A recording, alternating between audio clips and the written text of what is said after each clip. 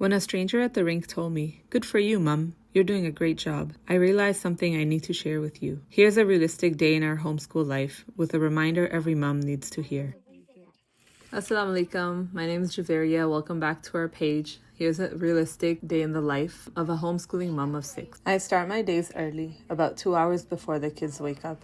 This way I get my time to pray Fajr, recite the Quran, do dhikr, and give myself little breathing space before the whole house wakes up. By 8 a.m. the kids are up, then complete their morning routine of brushing their teeth, making wudu, making their beds, and praying their Fajr Salah. And then they're ready for the day. I get the little ones ready and downstairs with me as I start making breakfast. Most days I have meal prepped breakfast, which is either banana bread, muffins, waffles, or pancakes. And I add boiled eggs and fruit with that daily.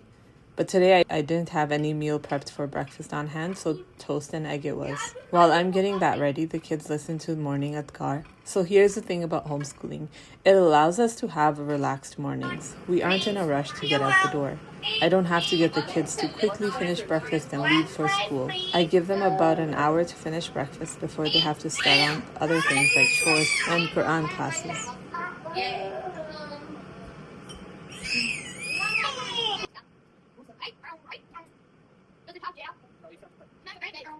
We have some kind of skate that'll fit. She has. That watch is coming. Clank, clank. But she confirmed. Clank, clank. You should tell her that you're leaving. You should tell her that you're leaving.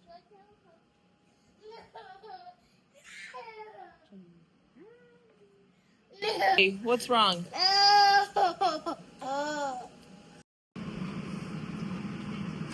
Stop, don't touch. Once everyone is done with breakfast, each child is assigned a weekly chore, and we work together as a family to get the place tidied up for the day.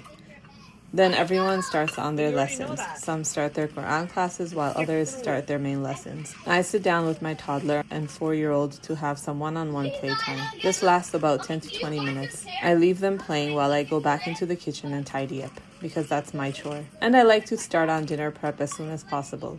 Today for dinner I'm making dal chawal. I should have soaked the lentils overnight, but forgot to. But a couple of hours of soaking time is better than nothing, right?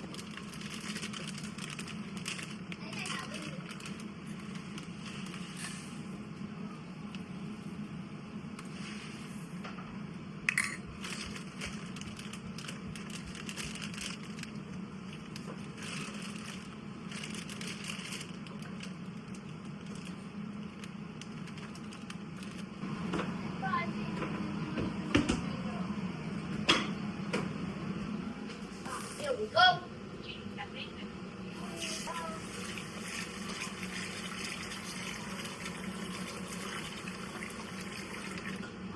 I find washing rice and lentils very therapeutic.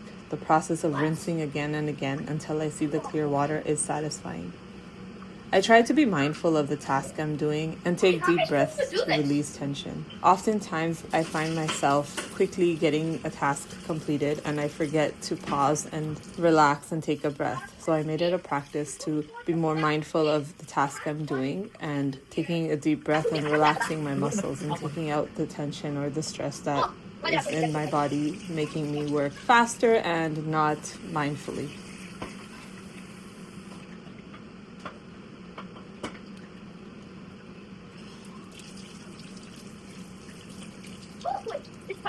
Jack, roll it.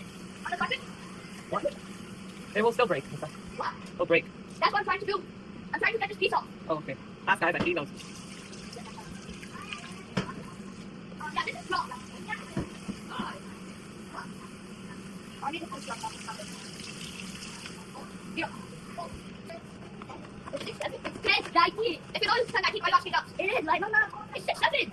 Oh, 6, 11, 4. I told you the time. What's your problem? Mama, what time is it? Look at the clock. I thought this wasn't like this. Huh? So today was our first skating day of the season, and I needed to check sizes and make sure all the kids had skates that fit. I pulled out our big suitcase of skates. Yes, a suitcase. because with 6 kids, individual skate bags don't work anymore. Because I have children so close in age, I only buy gender-neutral skates so that they can be passed down easily. And after trying on the skates, it turns out only one child needs new skates this year. And my toddler, she needs a hockey helmet because she is way more eager than I expected.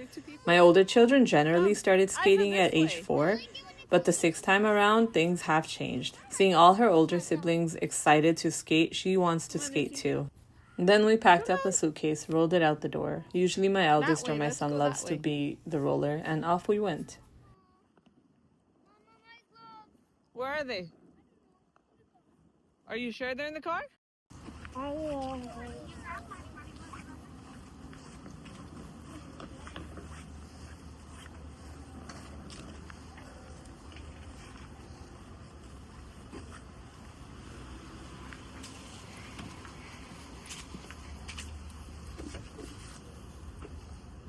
Let's go.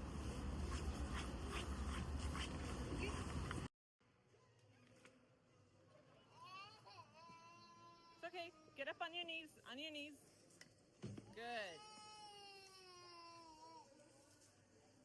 Then came the chaos. The first 15 to 20 minutes at the ice rink is basically my workout for the day.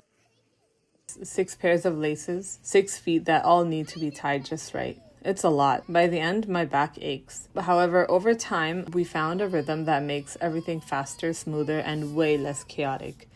And that's our skating system. Let me tell you more. So the first step is I have all the kids sitting on a bench and everyone takes off their own shoes and slides them under the bench. Then they open their own skate laces and slip their feet into the skates. The kids sit in a line and wait for me to lace them up one by one. Then, after the skating session is done, they open their laces again and take their skates off. The shoes go back on right away, and I wipe the blades with a large towel and pack everything back into our suitcase. The one thing that helped the most is clearly explaining the system to the kids so that they know what to expect. Once the kids know the order, the routine, and that everyone gets a turn, they wait quietly, stay calm, and things run way smoother. Okay, lean on it, good. Today was my 4-year-old's first time on real skates. She was scared. She went in and out, even cried a little. But then she saw her siblings skating and her courage woke up. She grabbed the skating aid and she went on the ice. With slow baby steps, first she started walking and then she was moving a bit faster, maneuvering the skating aid. And my toddler, you can hear her screaming in the back because she wants to go on the ice too. I let her try just for a few minutes with her sisters, but without a toddler hockey helmet, I couldn't keep her on for long. The older kids skated for an hour and a half, laughing, racing, falling, getting up again, all of it.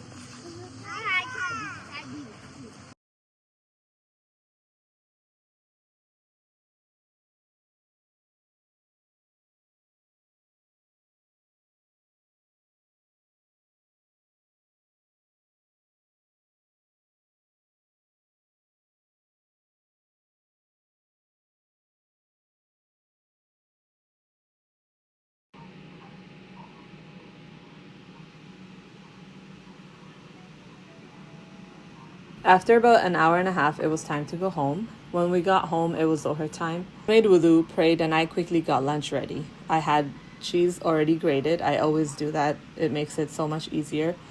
And I have minced meat already sauteed and in the fridge. So whipping up some quesadillas real quick was not time consuming at all. And while they ate, I started dinner because I refused to be stressed in the evening. And then the house went quiet. The toddler was napping, some kids played upstairs, and others finished their main lessons from the morning. And I finally sat down with some coffee and just watched them. But one moment stayed with me from the entire day. When we were packing up at the rink, a senior gentleman walked over to me. He had been watching us for a while. The noise, the chaos, the tying of skates, the toddler crying, me running back and forth. And he said to me, "Good for you, Mom. You're doing a great job." I didn't know what to say. Those words, they were so warm, so kind, so unexpected. Sometimes motherhood feels invisible. And then someone sees you. Someone really sees you. And it fills your heart. So yeah, that was our day. And if you're a mom watching this, you're doing a great job too. Even on the hard days. Even on the skating, chaos, crying, lessons everywhere days. You're doing amazing. We ended the day with Maghrib, then dinner, and some family board games. I hope you enjoyed. Please subscribe and like if you want to see more from a homeschooling mom of 6.